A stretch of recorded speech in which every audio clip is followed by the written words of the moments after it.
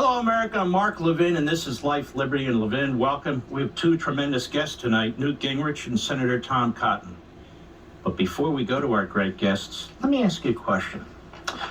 If you're going to commit a crime, do you keep the video cameras in your home on 24/7?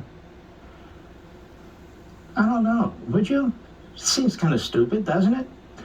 Or would you do it in front of the Secret Service? I don't know. That seems kind of stupid, doesn't it? Well, that's what you're expected to believe. My God.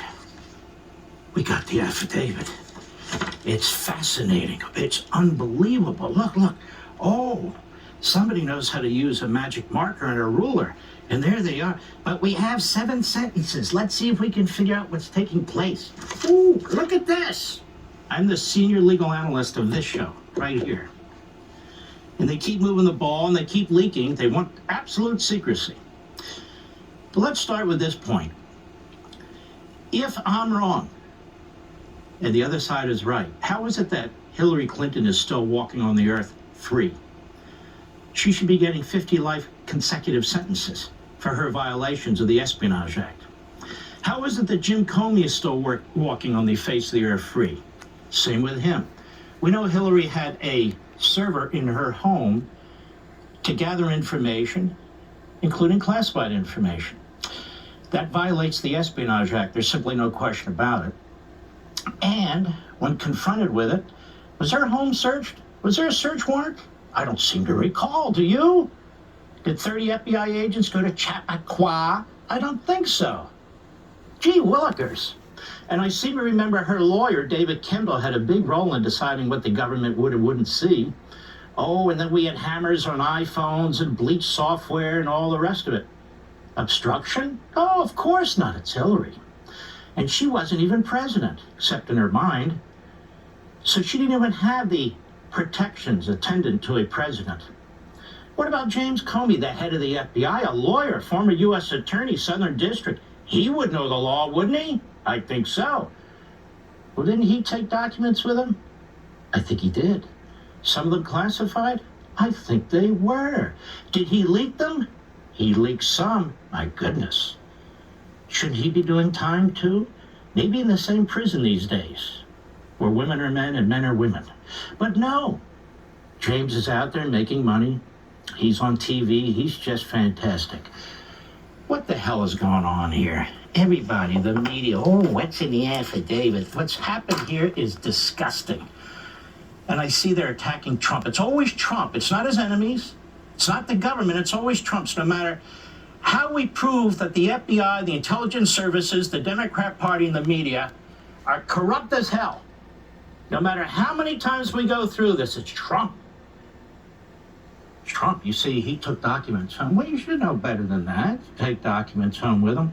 Let me walk through this quickly. Former president has the legal right to access any and all of the documents created during his presidency, classified or otherwise. Period. The second before he left office, by his very actions alone in taking documents, he could be said to have declassified them. Are you sure about this, Mark? I'm certain about it. In fact, this was discussed at some length in 2017 when he handed certain information classified to the Russian foreign minister. Not because Trump's a spy, because he thought it was no big deal. So the former president cannot be charged under the Espionage Act of 1917 for this reason and more, including Article 2, Section 1 of the Constitution, the very first sentence. He is the executive branch, and he's the commander-in-chief. Subordinates can't tell him, you didn't fill out this paper. Agencies can't tell him. And so in 2017, like today, once the president acts a certain way, it's assumed by his actions that something can be declassified. At a minimum, this is a constitutional issue, right? So why would the Department of Justice open up this bag of worms? Why would it do that?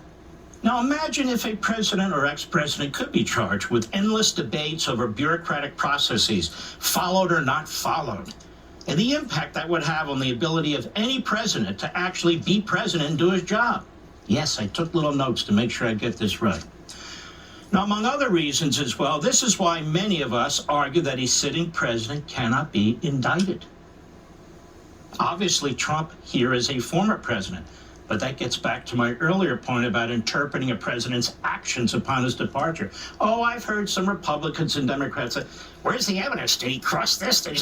Because they're not constitutionalists. They're like former federal prosecutors, professors of this side or the other, political operatives. Listen to me, because these are the challengers should the Department of Justice be so outrageously foolish to proceed on the path they're on.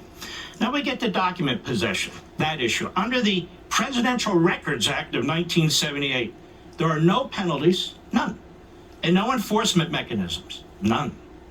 The point is, the second after the president leaves office, he's not subject to criminal charges or penalties if he has documents or other information that he secured or took while he was president 1 second before he left office. The act anticipates negotiations, that is the Presidential Records Act, between a former president and the archivist related to the nature of the information, whether he thinks it's private or not private, the disposition of the information, whether he thinks it's classified or declassified. This is a process. A process. That said, other than the boxes seized by the FBI, obviously millions and millions of pages of records created in the Trump administration are controlled by the archivist. So we're talking about a relative few here.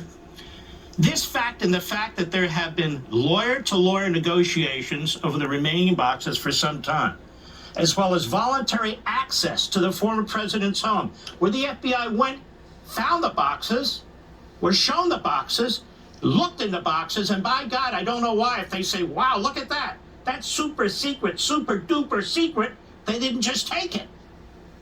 They could have. But this belies the absurd claim that Trump stole government property or obstructed the archives somehow or had criminal intent. They're negotiating. Indeed, the former president was out of office only 12 months when this issue publicly arose in January and February about boxes that became known. That's a very short period of time. Sometimes negotiations have gone on for years. Certainly no reason to pull a search warrant trigger. Now, if there was some sudden urgency in controlling these documents, there were many ways to obtain them without resorting to the criminal process. Why is there a criminal grand jury in place? And when was that impaneled?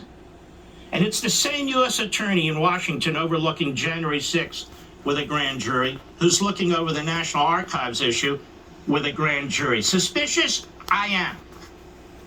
It's shocking that a federal grand jury in Washington has been impaneled in the first place. Not to mention spies and others at Mar-a-Lago, according to this affidavit. Secretly leaking to the FBI. What's going on here? Even if it's believed that documents are being moved or destroyed, the FBI had the power to remove them via subpoena enforced by a subsequent court order if necessary. You go in there in June, you go, holy mackerel. Look at these documents. We got this, that, let's go back to the judge and get another subpoena. But they didn't have to get another subpoena or court order as far as we know, based on what we know right now. Why? Because nobody stopped them. Nobody stopped them.